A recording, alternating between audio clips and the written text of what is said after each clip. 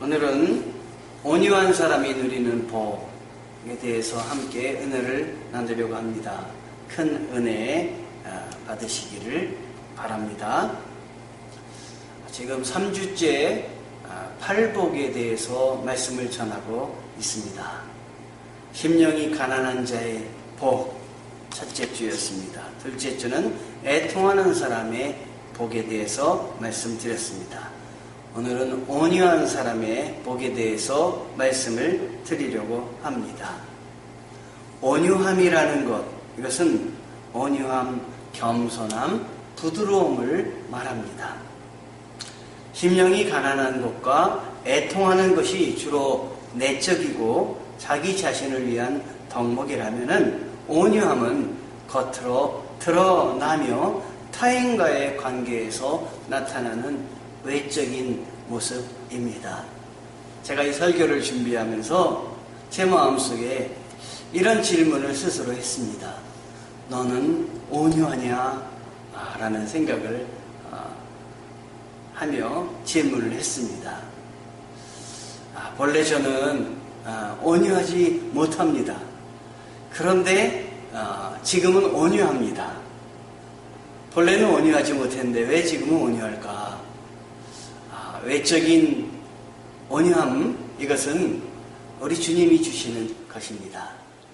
우리가 죄인이었을 때는 세상의 여러 가지 일들에 감정적으로 반응할 수 있지만, 그러나 의인이 되어서 우리의 죄를 주님께 고백하고 죄의 사함을 받았다고 하는 순간부터는 내 안에 내가 사는 것이 아니라 주님이 중심이 되어서 주님을 중심으로 살아가기 때문에 주님의 은혜를 입는 한 온유합니다. 그래서 온유하다, 나는 온유하다 라고 말씀드리는 것입니다.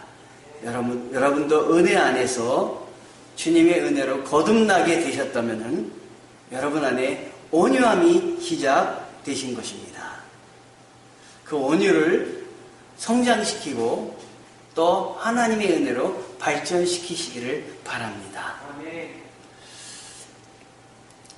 온유한 자는 땅을 기업으로 주신다고 오늘 말씀에 약속을 해주셨습니다. 마태복음 5장 5절에 온유한 자는 복이 있나니 그들이 땅을 기업으로 받을 것이며, 땅을 기업으로 받는다. 여기서 기업으로 받는다라는 말은 상속받는다라는 말입니다. 그러니까 땅을 온유한 자는 땅을 상속받게 된다라는 말씀이 이 5장 5절을 문자적으로 해석한 말씀입니다. 그러면 이 땅이 어디 땅이냐 하는 것은 천국일 수도 있고 이 땅일 수도 있습니다.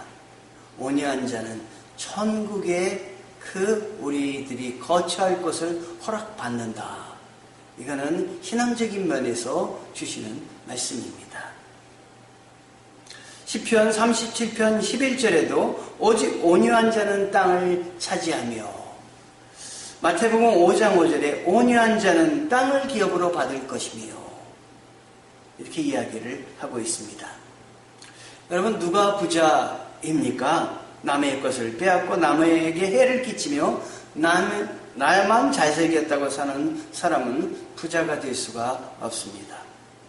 사랑하고 긍휼을 베풀며 온유하면 하나님께서 그들에게 물질도 함께 허락하여 주실 줄 믿습니다. 온유한 사람은 타인의 권리를 존중하고 다른 사람의 처지를 이해해 줍니다. 누구든지 적으로 삼지 않습니다. 피해를 당했다고 복수심을 품지 않고 견뎌냅니다. 그래서 온유한 사람은 다른 사람에게 칭찬을 받고 온유한 사람이 있는 곳엔 한 번 더 가고 싶습니다. 지난주에 저희 교단에서 총회를 했습니다. 그런데 총회를 어디 가서 했느냐면은 서울신학대학교 강당에서 했습니다.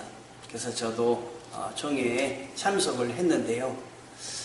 근데 거기서 사람들이 만나서 하나님 이구동성하는 이야기가 요 밑에 할머니가 하시는 떡볶이집을 가보고 싶다 하는 이야기였습니다. 그 할머니는 학생들이 오면은 보통 1,000원어치를 학생들이 시키면은 한 2,000원, 3,000원어치 주세요. 그러니까 학생들이 아주 넉넉합니다. 그 할머니를 보면은. 그리고 맛도 있습니다. 또 학생들이 이야기를 들어줍니다. 그래서 이 할머니는 졸업생들에게 아주 유명한 할머니가 되었습니다. 근데 가봤더니 그 할머니의 가게가 없는 거예요. 그래서 우리가 큰 그 우리를 반겨주시는 분을 잃었구나. 어떻게 그분이 안 하시게 됐는지는 알 길 없으나 마음속에 허전한 마음이 있었습니다. 사람을 반기고 사람을 온유하게 대하는 사람이 사라지면 서운한 것이 우리들입니다. 여러분은 사람들 앞에 온유한 사람으로 사람들을 앞에 나서시고 또 기억되시기를 바랍니다. 성경에 온유한 사람의 예를 든다면 여러 사람이 있겠지만 저는 세 사람을 들고 싶은데 첫 번째 모세입니다. 두 번째 아비가일입니다. 세 번째는 당연히 예수 그리스도이십니다. 여러분, 우리가 모세를 생각하면 어떻습니까? 모세는 원래 온유한 사람이 아니었습니다. 난폭한 사람이었습니다. 자기의 동족을 못살게 구는 것을 보고 이집트 사람을 죽였습니다. 그리고 몰래 묻었습니다. 화를 못 이기는 그러한 사람이 모세였습니다. 그런데 이 모세가 달라졌습니다. 어떻게 달라졌느냐? 하나님을 대면하고 나서 달라졌습니다. 하나님을 대면하는 사람은 온유한 사람이 됩니다. 하나님이 그렇게 변화시켜 주십니다.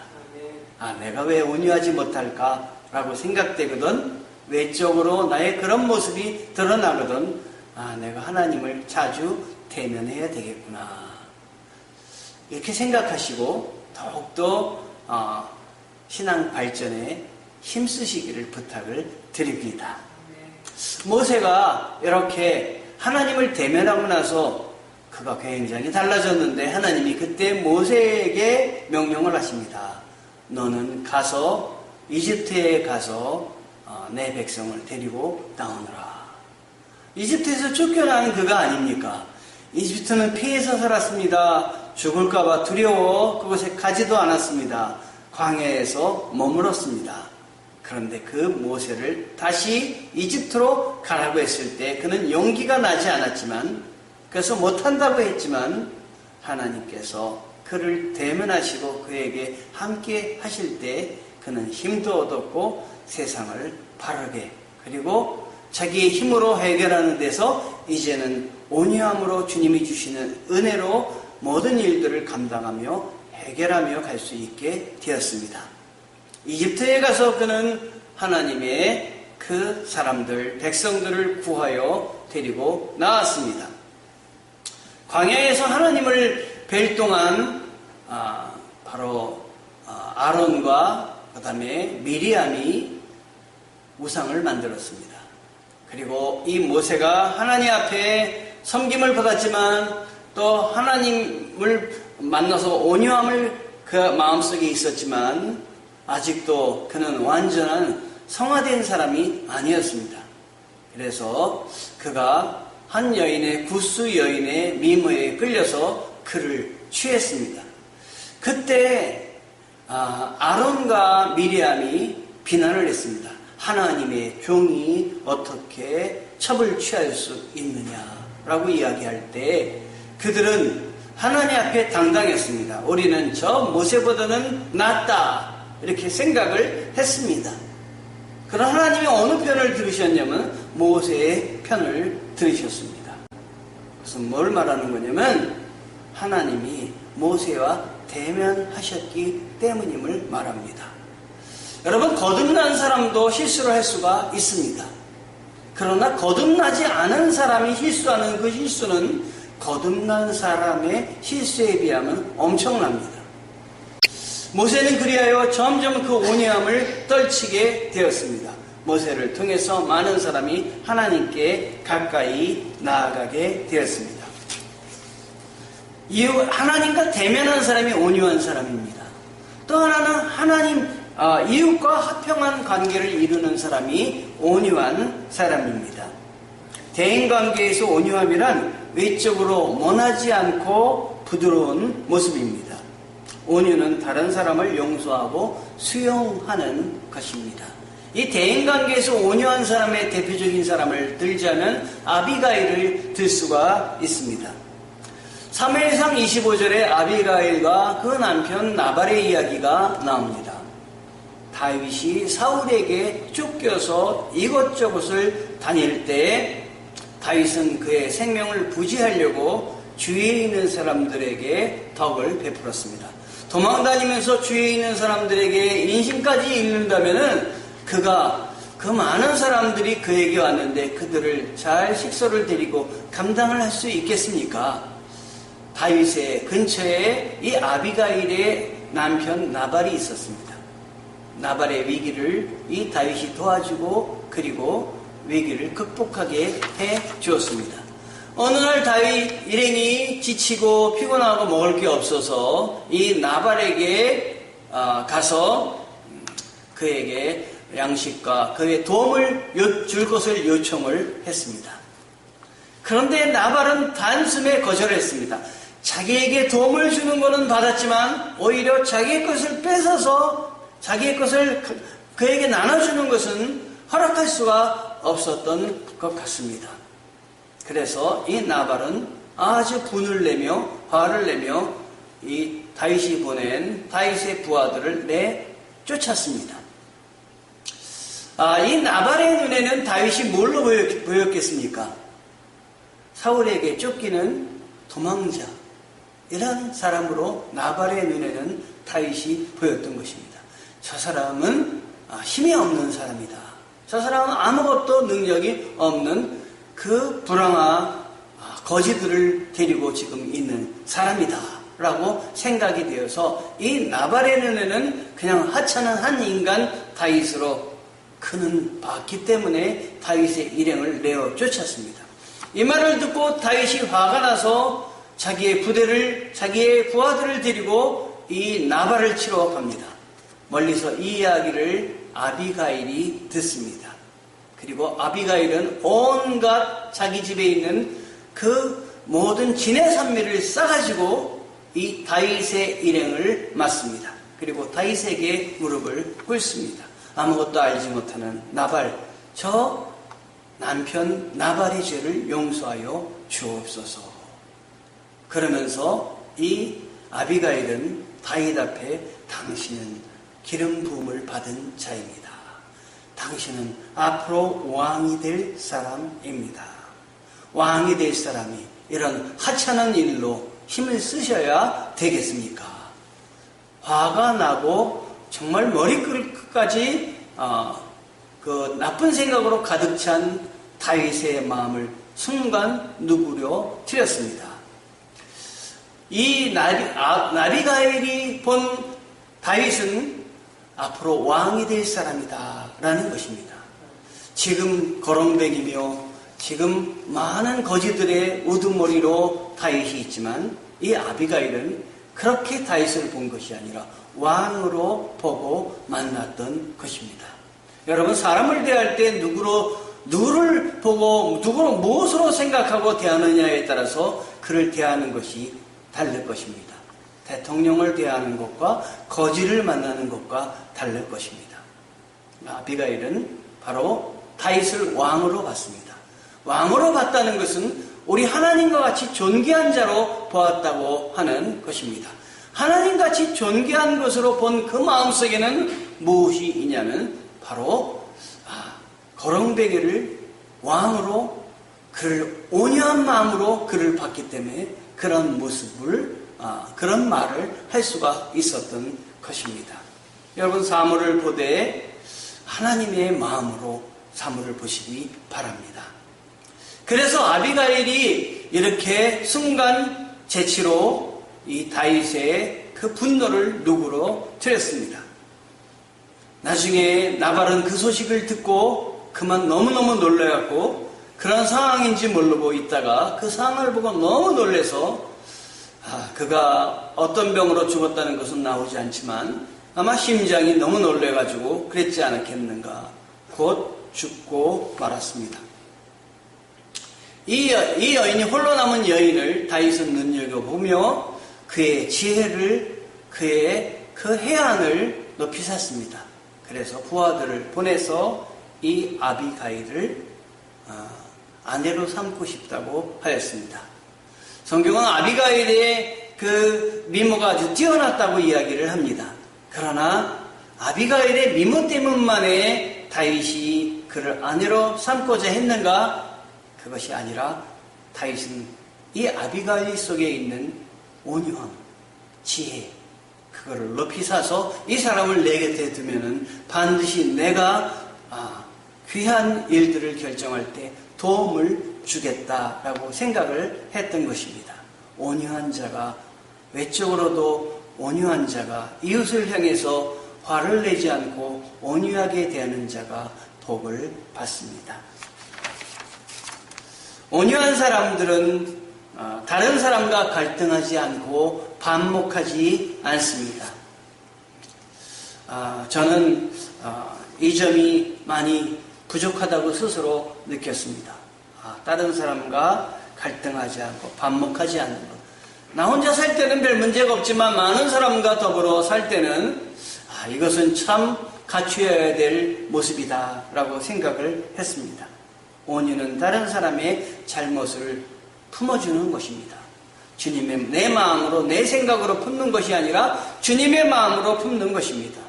잠언 24장 17절에 내 원수가 넘어질 때에 즐거워하지 말며 그가 엎드러질 때에 마음에 기뻐하지 말라 말씀을 하고 있습니다. 온유는 이웃을 사랑하며 화목한 관계를 유지하는 것이 온유입니다. 사람은 지기를 싫어하고 남에게 승리하기 위하여 자신의 의의를 앞세워서 다른 사람을 멸시하는 경우가 많습니다. 그런데 우리 하나님은 그러한 우리의 모습을 다 알고 계십니다. 그러므로 다윗처럼 원수 갚는 것은 하나님께 맡기고 이웃과 화평을 도모하는 온유한 사람이 되어야 되겠습니다. 다윗이 그 어려운 가운데도 사울을 죽일 기회가 있었으나 기름 부은 자를 내가 죽일 수 없다라고 한 것은 온유함의 극치입니다. 왜 그런 온유함을 드러냈을까요?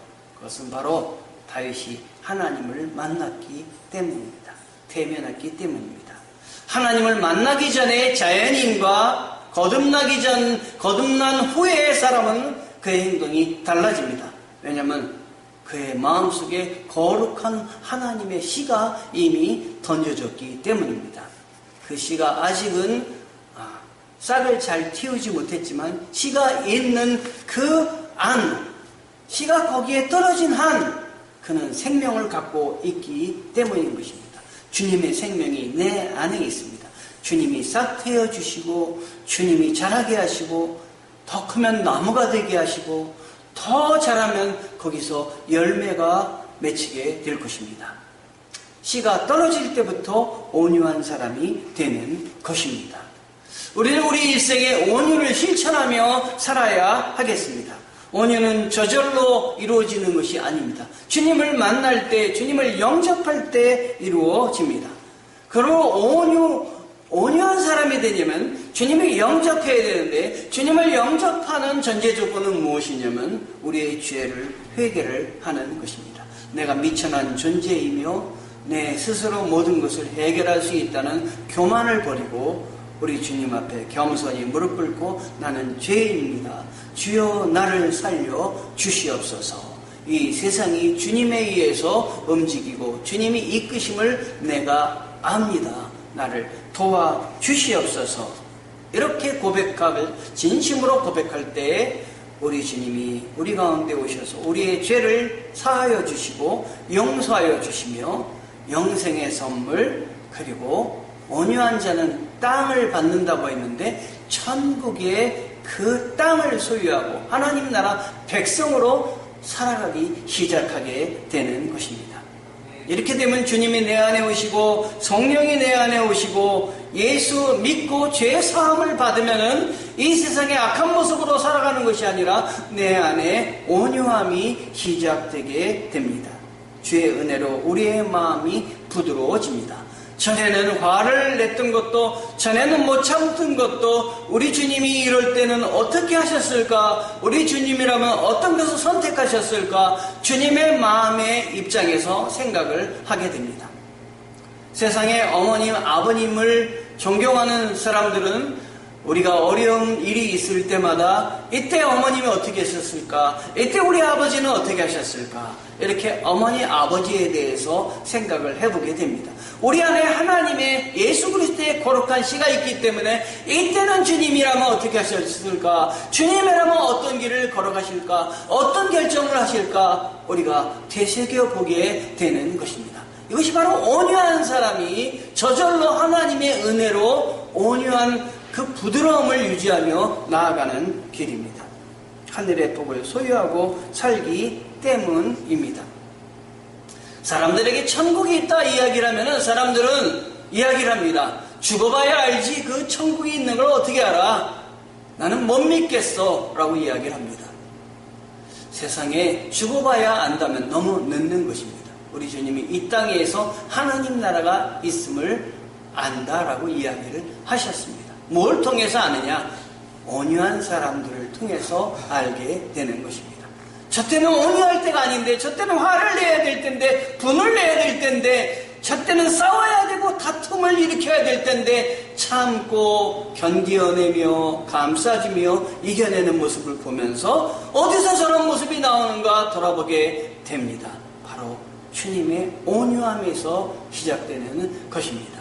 세상의 교육은 기독교 교육이 돼야 됩니다. 세상의 학교는 정말 진정한 기독교 교육, 하나님을 믿는 사람들에 의해서 교육이 돼야 됩니다. 왜냐하면 이 세상의 교육은 희생이라는 게 없는 것입니다. 그 뒤에는 이익이라는 이익을 창출해야 된다. 아이들을 통해서 이익을 얻어야 된다는 게 밑바탕에 되어 있습니다.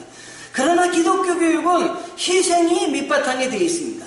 희생할 수 없는 사람이 예수 그리스도의 십자가의 희생을 맛보고 나를 위해서 나의 이 험한 죄인인 나를 위해서 용서하여 주셨기 때문에 나도 주님을 따라서 물질을 드리며 희생하며 저 영혼들을 주님께로 이끄는 일을 감당하겠습니다 하고 시작하는 것이 바로 희생이기 때문인 것입니다. 제가 오늘 아침에 말씀을 보내면서 책을 한 권 읽었는데 책은 허드슨 테일러의 그 일생에 관한 책이었습니다. 오늘 처음 읽었는데 이제 또 얼마 동안은 그 책을 읽으면서 소개해 드리려고 합니다. 그런데 거기에 허드슨 테일러가 아무도 가지 않으려고 하는 중국에 갔습니다.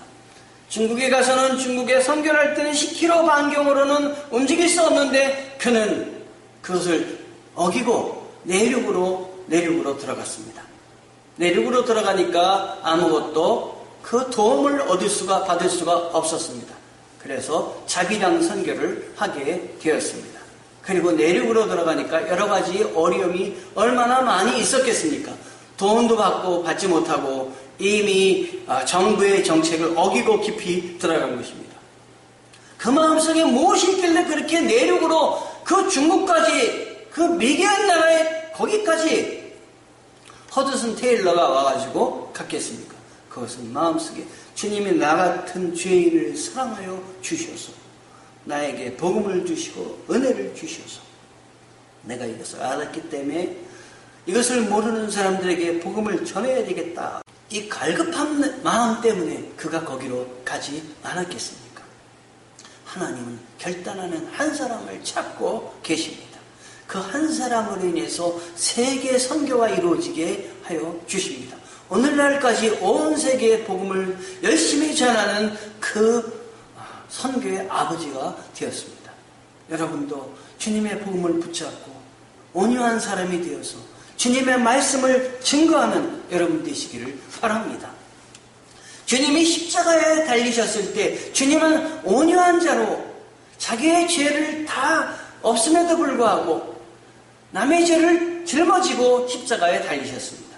여러분, 온유한 사람이 아니라면 어떻게 죄 없는 이분이 다른 사람을 사랑하여서, 온 인류를 사랑하여서 대신 죄짐을 지고 십자가에 자기 생명을 내놓을 수가 있겠습니까?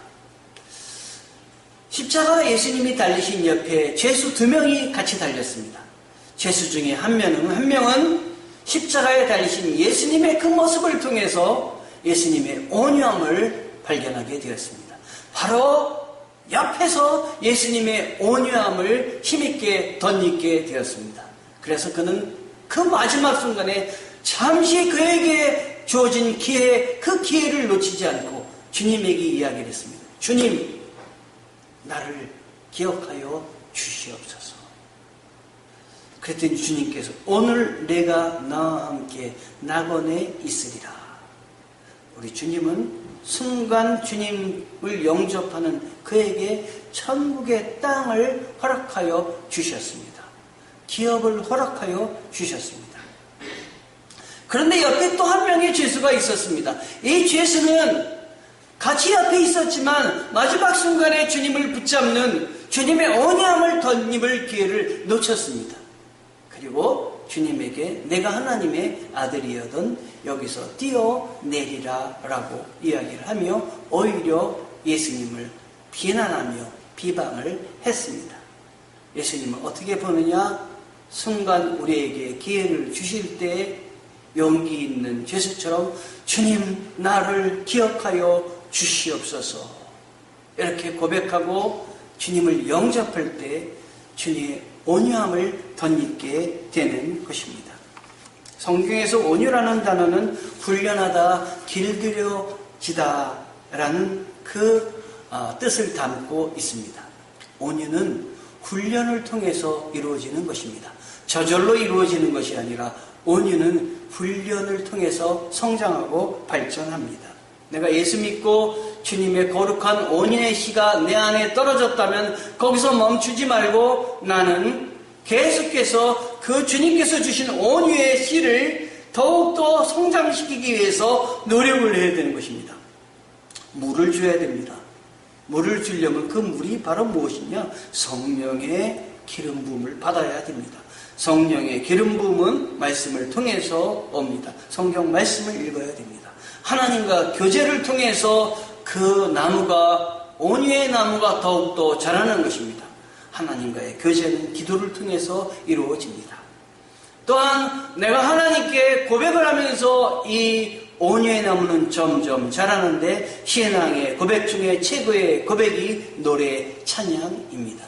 말씀을 보시고 기도하시고 찬양을 하시고 이러한 일들을 통해서 여러분 자신을 훈련시키시고 그리고 하나님께 점점 성화된 모습으로 드리시기를 바랍니다.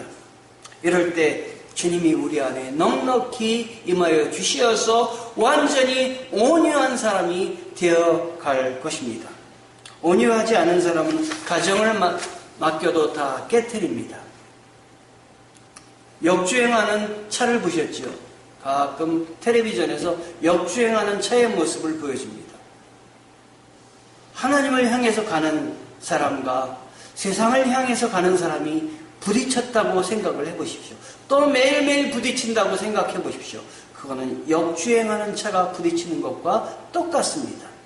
믿는 자와 믿지 않는 자가 역주행해서 부딪힐 때 거기에는 싸움이, 분란이, 시기와 다툼이 넘칠 것입니다. 하나님을 향해서 갈 때에 거기에 온유함이 있습니다. 부부간에, 부자간에, 형제간에 모두 온유한 가슴으로 만나야 됩니다. 주님께서 주시는 영적 온유함, 믿음의 따뜻한 마음으로 서로가 만날 때 그 집이 정말 행복하게 되고 온유한 집이 되는 것입니다. 축복이 쌓이게 되는 것입니다. 이렇게 영적으로 온유를 품고 사는 자에게 덤으로 주시는 축복이 있습니다. 제가 처음 설교하면서 온유한 자는 땅을 기업으로 받을 것이다 라고 했는데 그 땅이 천국의 땅이다 라고 말씀드렸습니다. 그러나 온유한 자에게 하나님이 주시는데 이 세상의 땅도 허락하여 주십니다. 세상에 물질적으로도 축복을 주신다는 약속입니다. 오직 온유한 자는 땅을 차지하며 시편 37편 11절 말씀입니다. 온유한 자는 복이 있나니 저희가 땅을 기업으로 받을 것입니다. 천국의 땅만을 위해서 만약에 주님이 이 말씀을 주셨다면은 천국의 땅을, 천국을 받을 것이다 이렇게 이야기하셨는데 여기에는 땅을 기업으로 받을 것입니다 분명히 이야기했기 때문에 우리는 이 세상의 물질도 허락하여 주신다 믿어야 됩니다. 하나님을 믿는 나라가 부강하게 되고 하나님을 믿는 백성이 잘 돼야 되겠습니다. 천국은 하나님의 처분에 순종하는 온유한 자들로 차 있습니다. 하나님이 이런 사람들에게 천국의 상속을 하게 하십니다. 온유하면 가정이 잘 되고 교회가 잘 되고 예수를 믿으면 좀 모자란 것 같아도 용서할 수 없는 상황에서도 용서하고 웃을 수 없는 상황에서도 웃으시고 직장도 사업장도 온유함으로 넘치게 해 보십시오. 그러면 틀림없이 하나님께서 여러분의 계획을 이루어 주시고 은혜가 넘치게 해 주실 것입니다. 세상과 그 하나님의 나라의 모든 일들을 감당할 때 온유함으로 능히 감당하시는 여러분 되시기를 주님의 이름으로 축원합니다. 기도하시겠습니다.